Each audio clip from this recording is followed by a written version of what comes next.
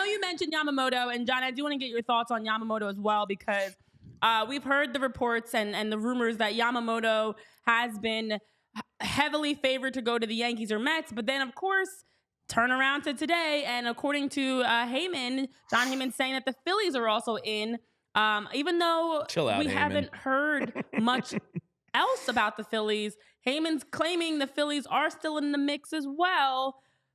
Cap or no cap? Are you believing this? Do you think there's some truth to the Phillies being in the mix? I think it's cap. Just everybody locally is shutting it down. And you know, I don't. It has the feel to it, and it has the feel to it of let's mention a team that has resources to help drive up the price. Because I feel like more people would be on it. It's just counter to everything else we're hearing about the Phillies' plans.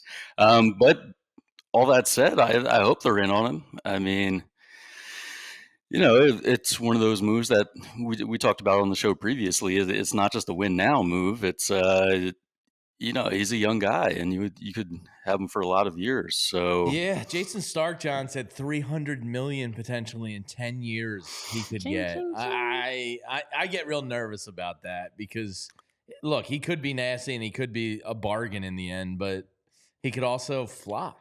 That's a lot of money in a lot of years.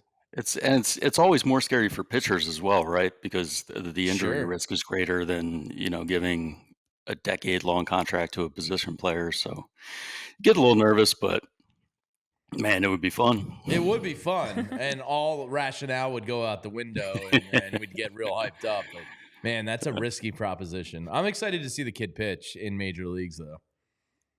Yeah, definitely. I know in the chat you guys are kind of saying same thing. Chris Miller echoing the same thoughts. You know, $300 million for never pitching once in Major League Baseball. That's the other thing. We haven't seen him in the majors. We have all these great stats on what he's done as a 5-time All-Star, 3-time MVP, 3-time pitching Triple Crown winner.